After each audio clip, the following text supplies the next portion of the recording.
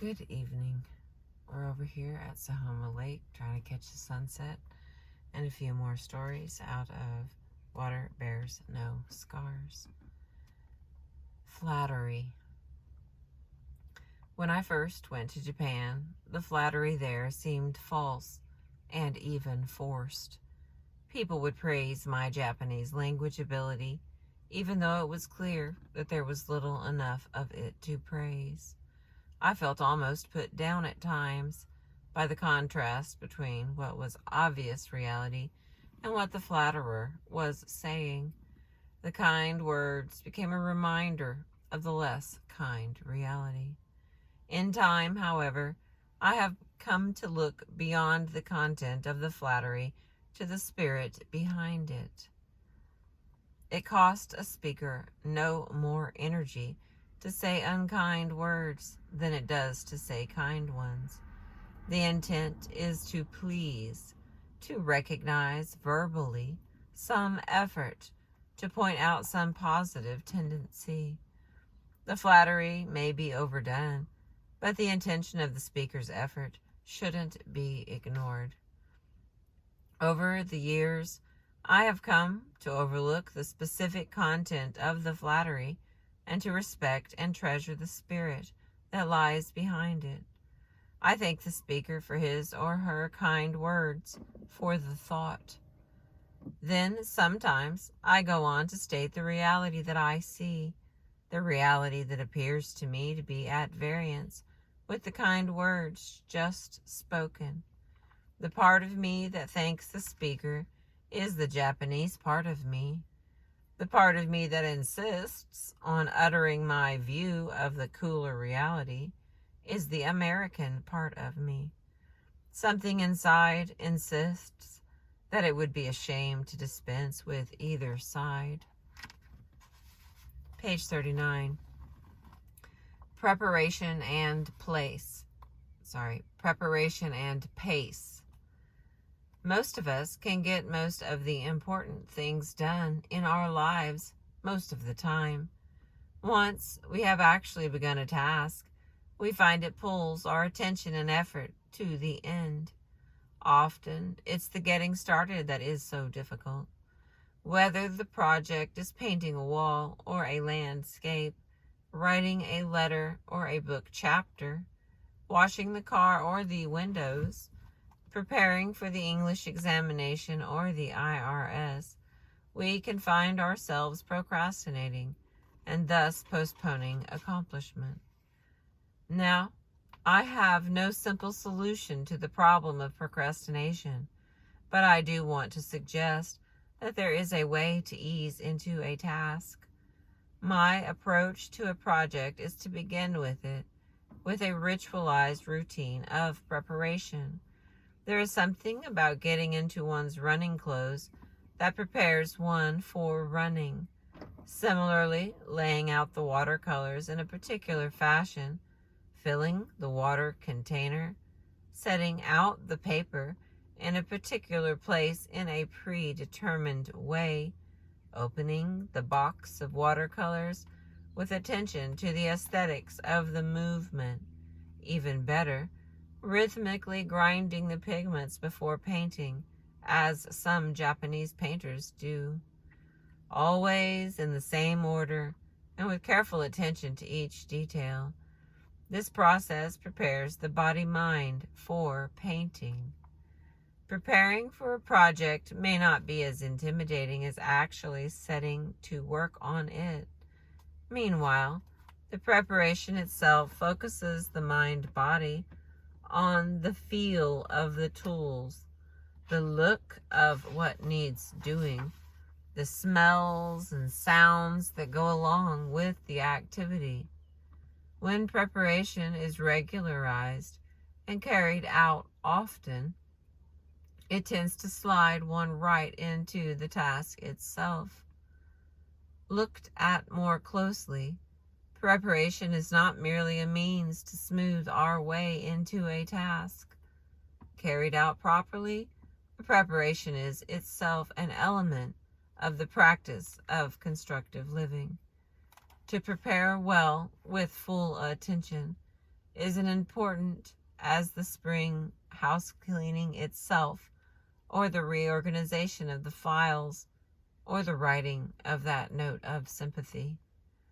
Setting up for a task is part of our program of setting up ourselves to handle what reality brings us with realistic awareness and effort. Pace, too, deserves our attention. One spring day in 1985, along with 100 other runners, I entered the Hanape 5-kilometer run on Kauai. We puffed through old Hanape town and back past the fire station, traversing the loop course twice to complete the 3 miles plus.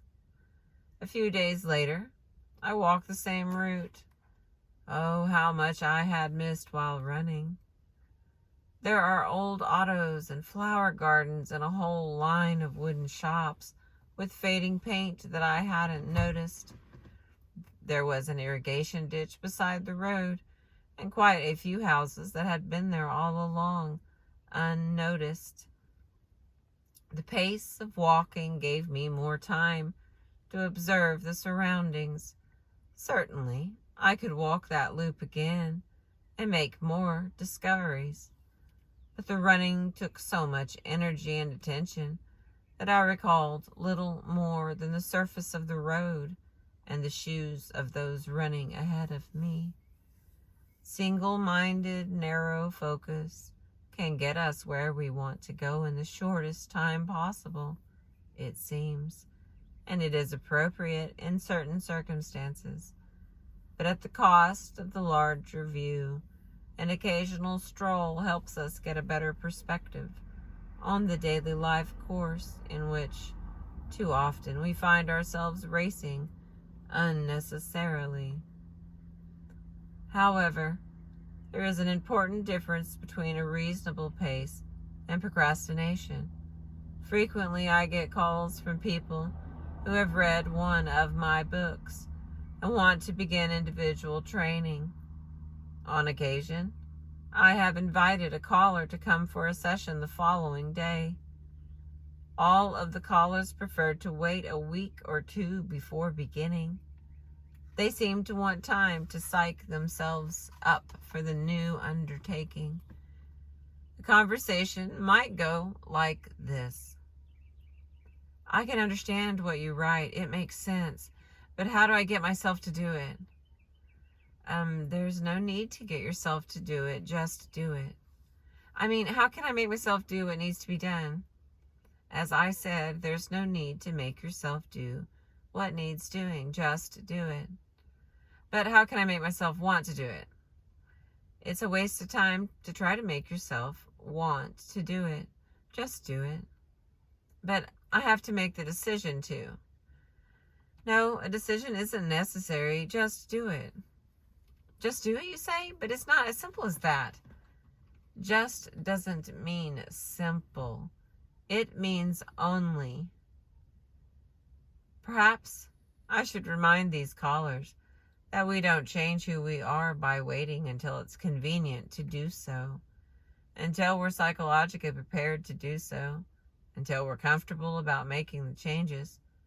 I don't want to frighten away the timid ones, though, so they come at their convenience.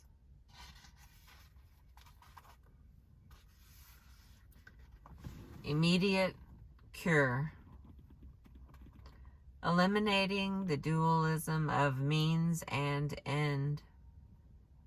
The possibility of cure for neurosis is already present in every suffering person's mind. Constructive living need not be considered a means of achieving freedom from neurotic suffering sometime in the future. It is not merely a method to be used to rid ourselves of unnecessary misery ultimately. It is about being cured now in this moment. Living constructively right now is cure. This means and the end are the same. My concern for my students is less in their becoming well than in their being well. There is an interesting parallel here with one of the ideas of Dogen, the famous Zen master.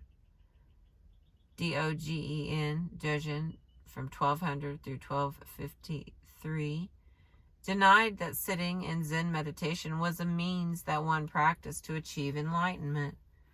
He argued that sitting in Zazen meditation was itself enlightenment. He saw no dualistic split between practicing and achieving some end result. It is the very same in constructive living. In those moments when we lose ourselves in a constructive activity, our neurotic suffering is gone. My students may undertake an assigned exercise with the intent of working towards personal growth or cure. However, when they are caught up in composing the letter of apology and gratitude, when they are engrossed in cleaning out the kitchen cabinet, they are no different from anyone whom they would call non-neurotic. In those moments, they are free from neurotic suffering. Instant cure. Instant satori. Such freedom isn't trivial. It is the accumulation of moment after moment of constructive behavior that allows us to call ourselves normal.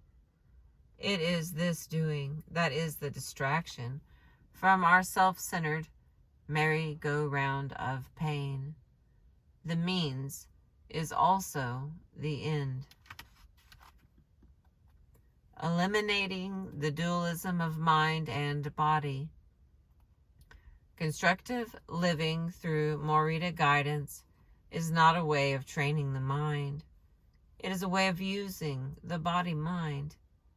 The doing of a task at hand is not merely an action of the body. It is an action of the body-mind. Morita called this principle Shinshin Doitsu, literally, mind-body, same one. Psychology in the West pays lip service to psychosomatic principles, but when we look at Western therapy, we see practices that focus almost entirely on changing mental processes. Yet, the physical movement of the body is both a reflection of and a lever for changing the mind. The last sentence is imprecise from our point of view, because it makes it appear that changed behavior occurs and then the mind changes. More accurately, changed behavior is already changed mind, and changed mind is already changed behavior. The two are different ways of talking about the same set of phenomena. When was the last time you saw mind? The concept of mind is built on inferences from bodily behavior. An alteration is one is an alteration in the other. Again, we find an interesting parallel from Buddhism in the notion of Sokushin Jobutsu, or enlightenment with this very body.